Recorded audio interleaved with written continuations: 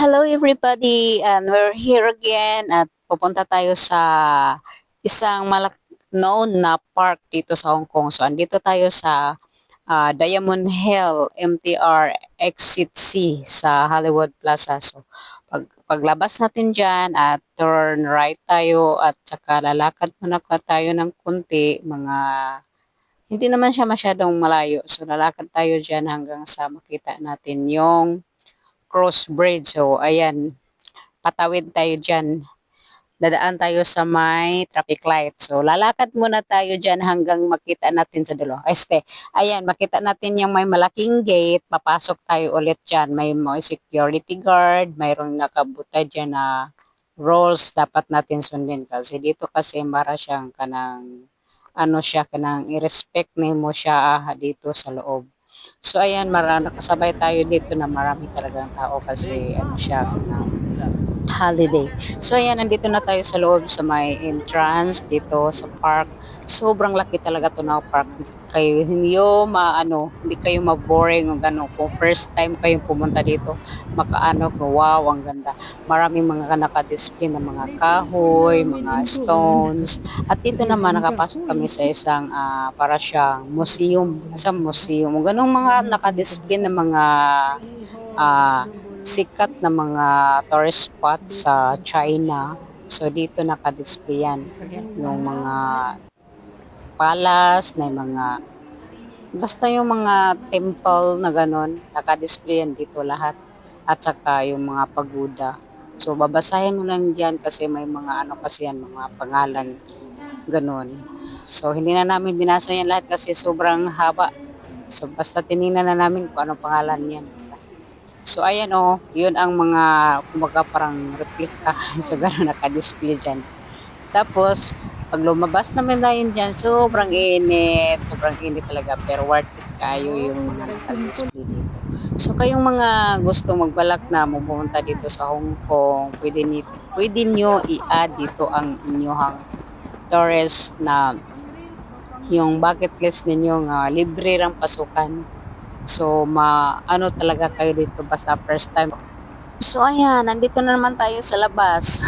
So, kita naman natin yung marami talaga mga bato-bato dyan. Ngayon, hindi natin alam kung anong mga klaseng mga bato yan, anong mga pangalan, yung mga design dyan. Basta maraming mga bato naka-display, may mga kahoy, may mga bonsai. Basta maganda siya. Tapos, tahimik kasi bawal talagang magingay. Diba? Sinabi ko nila, bawal maingay, may mga security guard. May kunting music pero yung mga music na pampakalma, relaxation. Kaya ikaw kung gusto ka ng tahimik, gusto kang mapag-isa, gusto mo nang walang magulo, punta ka dito, mag-imot-imot ka. Pwede ka dito, magtambay ka ng ilang oras dyan. So, dito na banda makita mo ang pagoda, no? Nakaka-amaze talaga. Oh, sobrang ganda. Wala ito sa Pinas. Hindi ko ito nakita.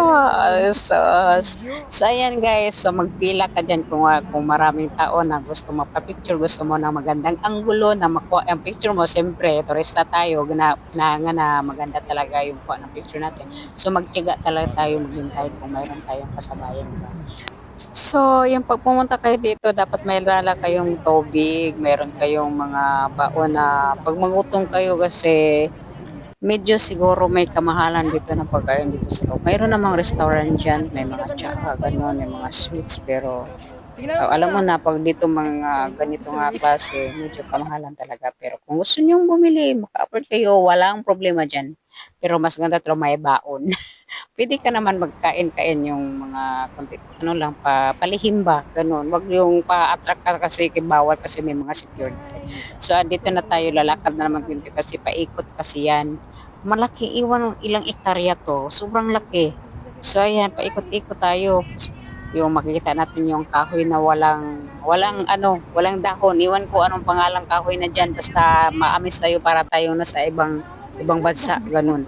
So, andito na naman tayo, papasok na naman tayo, no? May mga tao dyan nakaupo. So, kuha na tayo, kaya hanap tayo ng magandang location, mga angulo, kung gano'n. So, dito naman banda at makikita natin yung mga isda na iba't ibang kulay, yung mga koi. mga koy-koy, yung mga koi fish na may mga blue, yellow, orange, ganun. Sobrang laki ng mga isda, no? Kasi inaalagaan nila. Matataba. So, masarap yan eh, ano, ihawin. Ganon.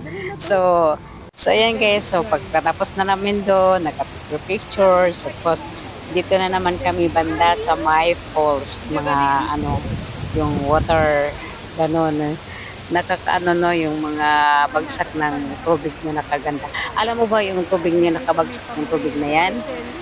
Ang sa loob niyan, restaurant yan. Oh, restaurant yan sa loob, no? Nakakamiss, no? Sa labas siya, para siyang fountain, ganun. Pero restaurant sa loob. At mayroon din siya dito ng mga windwheels. Sila tawag na niya yung tubig lalabas. O, di ba? Unique kayo yung mga attraction nila dito. Pinagawa talaga nila para ano siya, yung maging dagdag na attraction. So, yan sa loob niyan, oh. Restaurant yan. So, pagkatapos dyan, continue kami naglalakad o may iba din mga spot dyan na hindi namin binasukan gaya nito. O hindi namin pinapasukan yan kasi alam na namin na mga ano yan, mga display, ganun. Kaya yung mga importante lang, yung mga gusto lang namin pinuntahan yung mga magandang attraction talaga. So, ayan, continue walking, sobrang init. Pero carry bells lang pa rin, kaya ganito tayo mga alagan. So, andito na tayo sa last part, no, sa Peleng Korea on the way. So, andito na tayo at naglalakad na tayo papunta sa loob. So, kailangan tayo na medyo silent talaga kasi bawal na ano. Kasi may ano dyan, importante kasi ito ang tinatawag na Chilean Nunnery. So, nandito yung Buddha, yung mga ano nila dyan, yung mga ano sila dyan na mag-prayer, ganun. So, dapat tayo mag-respect din tayo pupunta dyan. So, buti na lang dito no sa Hong Kong no kasi yung mga ganitong mga park, yung ganitong mga spot, yung mga ganitong mga ano attraction is libre lang talaga, walang bayad. No, yun yung dito nakanindot dito sa Hong Kong kasi kahit na maganda yung attraction nila, wala talagang bayad, libre talaga. Ang importante lang, follow the rules. So ayan o, nakita natin no, ang ganda no. Parang kung first time pumunta dito, parang wow, gusto ko talaga magpa-picture magandang anggulo kasi feeling ko nasa Korea, ganun. Ganyan ang expression ko dati before. 3 times ko nakapunta dito pero last, ano na yan, 3 years ago na ako nakapunta dito pero ngayon lang nasundan na. Kaya sa sobrang pagod na namin, hindi na namin naikot doon sa likod. Mayroon pa pala dyan sa likod, no? Sa 3 bisis ko nagpunta dito, hindi pa namin nagpuntahan dyan sa likod. So, next time na naman ulit. Bye-bye!